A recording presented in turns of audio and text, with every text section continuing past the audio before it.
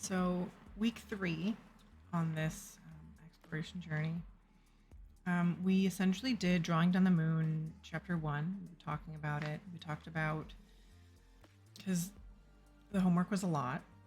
So, it was catching up on homework. Is it too much, too little? Like, what are we doing? And then there was a talk about, like, the priority of the homework and things like that. They Plain Toast read a something from Lewin, the Spell a Day Almanac, which I looked up, and you can actually get the PDF online without having to get the book. You sort of have to look for what you're looking for, but there's a lot of those little spells that they have that are in the almanac that they also just have online.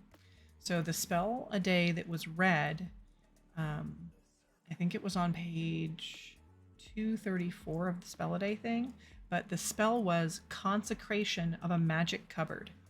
And Plain Toast talked about how it would be really good for us to start to find an area, a room, a shelf, cubbies, whatever it is, that we can keep our magical things. And if you have an altar, if that's what you want to do, etc. But like, to start looking for a space that you can dedicate for your kind of magical things. And then the consecration spell. Let's see. So the idea is that you clean out a cupboard or a space that you're going to use. You use sage, a bowl of salt water, you ward it, and then you would say, in this cupboard, safe you shall be from all manner of negativity. When you are called, I ask of thee to perform in perfection in my witchery.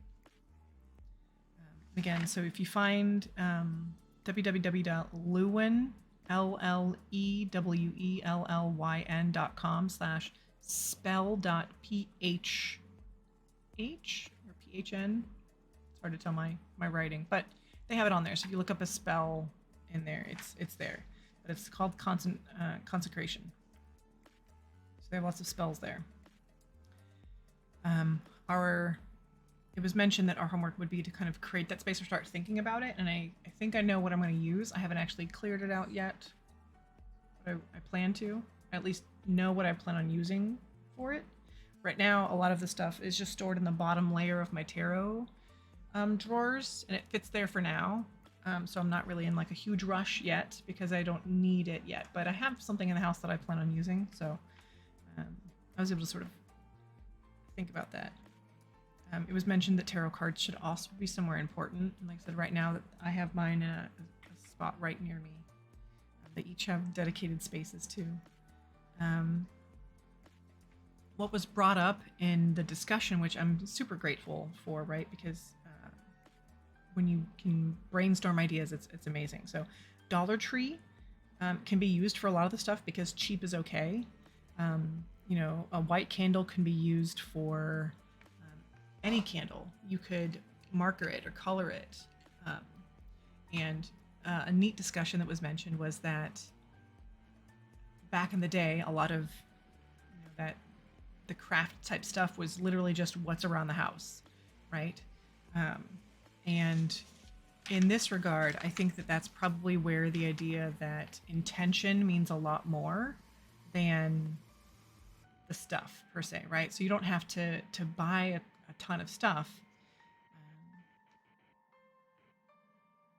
I haven't needed to buy anything else yet besides the 2 books that we have.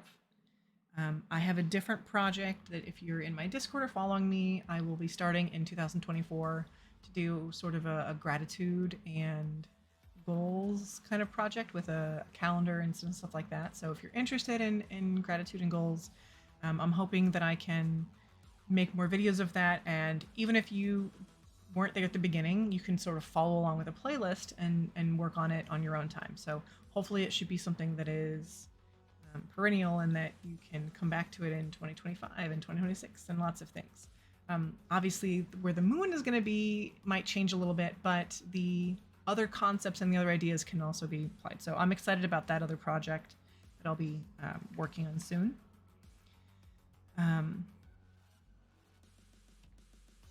So Drawing Down the Moon could be useful in terms of trying to figure out where the gate is, because there's a lot of this like um, the gatekeepers and this feeling of like um,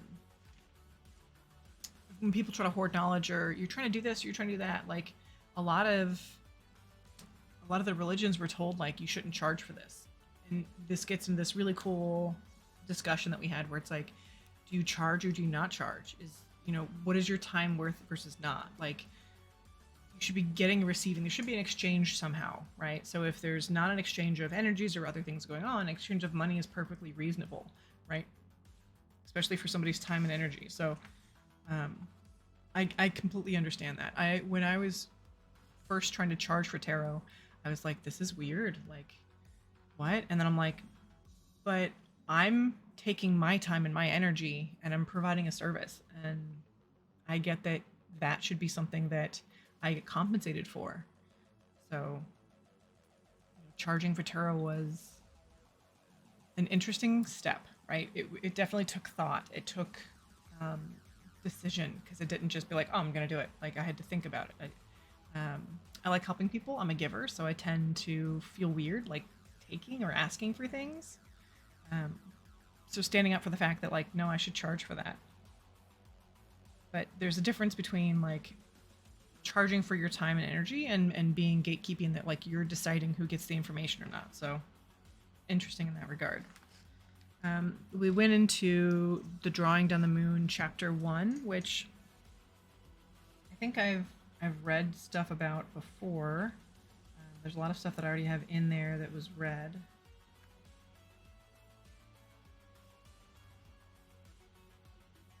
So I don't know that I have any new things to read out loud per se, right? Because a lot of the stuff is, again, already I've already talked about, because it's in my little pouch of things I've talked about. So we just in class reviewed it. That neo-pagan isn't really a word that's used anymore, especially like when the book was created, neo-pagan was a little more of a thing, and now we just say either pagan or Wicca or witch or something else like that. But neo-pagan as a term, that's something that the book wasn't kind of caught up on as much. Talked about how important nature is for your craft and how easy it is to find and access nature. Again, this is something that is instead of saying this is what it should be, it was a question posed to all of us, where how important is it for us? And for me, I don't know that I am as connected to nature as I'd like to be. So I think that I am wanting to find out more of that. I'm wanting to do more connection stuff, but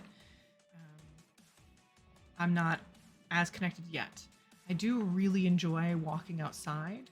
So I think I'm probably more connected to air and water than I am of fire, for being an Aries, that's funny, than I am of fire and earth right now.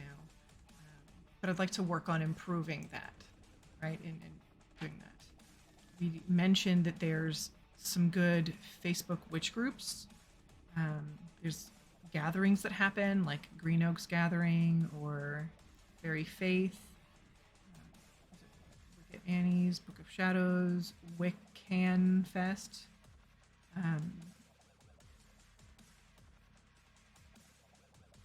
Pagans wouldn't have worked with ceremonial magic necessarily, but I know that a lot of the rituals and things like that, it's like the idea is some of it was lost and we're rediscovering it, hence recreating it, right? Because the feelings are there. Like, is this working?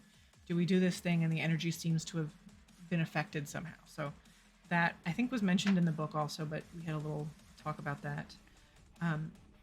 100%, this is where, like, meditation was mentioned before, but this is where it was like, it's a serious homework thing of like, you really should work towards getting longer meditation gaps, right? Where you are coming, to center, finding yourself, meditating.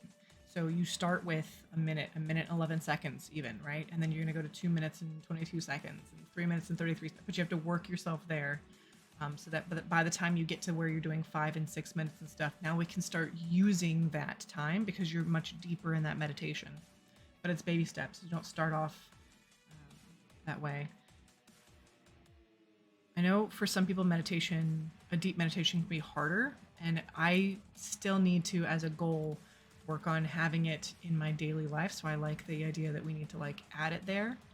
For me, I think having it in the morning sometime, oftentimes when as I'm waking up, maybe even still laying in bed, I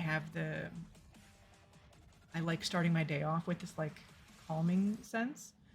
Um, but if I ever get to the point where I have so much going on and it just feels very frazzled, that's when I would just pull it for myself. It's not written down here, but I know that I do. I've mentioned it before. I do box breathing with my girls and I, where how I do it is when I go left and right, I think about holding the breath, and then I breathe in on up, hold, breathe out with down, hold. So that's how I make my box. Is I on the up I breathe in because it's a, and then I hold for 4, and you count 4 seconds each time, right? So you breathe in for 4, reset 1, so hold for 4, breathe out for 4,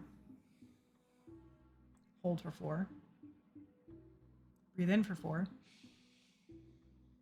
hold for 4, breathe out for 4, hold for 4, breathe in for 4. Right? So you make this box continually, and that's something that I've done with my girls. For me, if I'm meditating, that's a really easy way for me to jumpstart that meditation, right? It's for me to, again, immediately focus on my breath work and start counting, right? And then just get into that sort of rhythm. And that's why this idea of rituals and ceremonies, this is part of that ritual and that ceremony that brings you and connects you to yourself. And this is part that I know because I do tarot. I do some of those connections. I've dabbled in, mediumship and Reiki. So meditation isn't an unknown thing for me, right? I know I need to do it more often than I probably do because it's a good thing, right? So, but it was emphasized that is a very important thing. So if you are not meditating, definitely do that.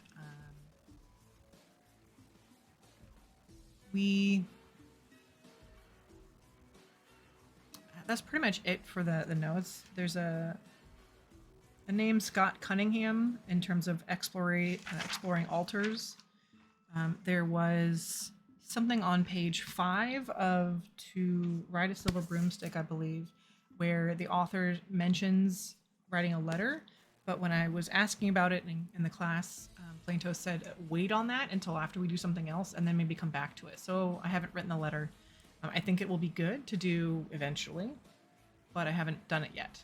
I think it's very similar to that, how do you define magic kind of a feel? Why are you here? So I think it's pretty much the same conversation that I had last time with that longer video. This one will be shorter. But yeah, we should really focus on the principles of beliefs first. Focus on meditating first, connecting to yourself first. Those are like foundational things. So a lot of what we were talking about was that we went through chapter 1 of Drawing Down the Moon. It looks thick. The words are small because there's a lot of stuff in there. So we spend a lot of time kind of pulling different things out, and it's really useful. So I'm excited about that. Since meditation is another thing that is very important for anyone who's watching this and is not as practiced with meditation, right? What I would say as a reminder is don't feel bad if when you're trying to meditate, especially if you haven't done a lot of meditation in the past, if you see a lot of thoughts come in, right? And you just feel like it's just so frantic, right? It is not bad, especially when you're starting, to get a lot of thoughts. The reason why meditation is a practice and not just a check, I did the thing, right? It's a practice is because you need to get used to noticing that you have this thought. So you acknowledge the thought and then you release the thought, right? People who are masters with meditation, right? It's not necessarily that they have no thoughts, right? But they've gotten so good at acknowledging, releasing that they don't have to pull it down to acknowledge it and then release it. Is it kind of can stay floating above and above, right? And the more it sort of you can just let it go past you, then you start to be more detached from that flow in your mind. And that's when you can start getting into deeper and deeper meditations. But pick a time of day, oftentimes when you're starting it, when you're ending it, maybe in the middle of the day, and give yourself a moment. Okay? Just a moment. Maybe it's 30 seconds, maybe it's a minute, right? Breathe, focus on your breath. Right? I said I really like that box method. I think that it's really helpful. There's a lot of good breathing techniques in yoga. Some of them are meant to wake your body up, right? So you do like a, right? There's that kind of a wake your body up kind of breathing in yoga. So that's another focus on your breath type thing.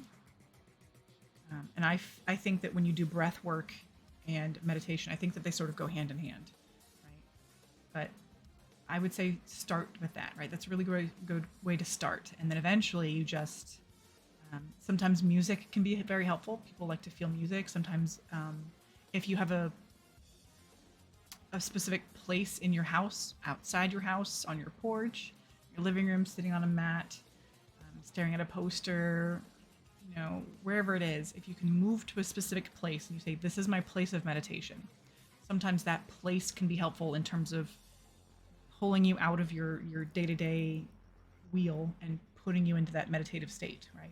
So you give yourself I'm in this place. That's why there's a lot of people who don't like to have TVs in the bedroom, because if you have bedroom be a stimulating place, then it's harder for you to fall asleep, right? They don't have their phones on in the bedroom because, again, if you're stimulating your brain, it's harder to fall asleep. So the same concept that they would do there, I would say apply that if you're trying to meditate. I would, have a place if it's helpful for you.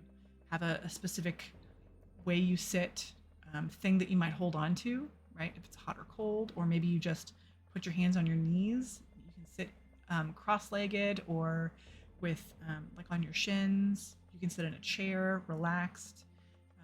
Whatever it is, it should be something like a ritual that you do the same or similar ways every time, because what you're trying to work on when you're just starting with meditation is you're trying to get your body into the habit of, oh, I see these triggers. I'm in this place. I have this specific breathing that's happening. I'm, sitting this certain way. Blah, blah, blah, blah, blah. All of whatever the triggers are, you're trying to give yourself those mental cues and those mental triggers to bring yourself to that meditative state. Sometimes for some people, it doesn't take all the things. And for some people, it might take you really doing all those things. But be patient with yourself. You don't get anything the first time. It takes like 10,000 hours to be a master at anything. So be patient with yourself and baby steps when it comes to meditating. So that was week 3. Again, a lot of it was, let's review chapter 1. Let's talk about some making a place for yourself, the importance of meditation. I hope that was really good. Much shorter than the week before. I don't know if week 4 is going to be longer or shorter, but I know that we're getting close to Yule, so we might start talking about what that means and some of the solstices and things like that. So I'm excited about all of that chatter. And again, look out for that Gratitude and Goals project that's coming down the pipeway also. Thanks.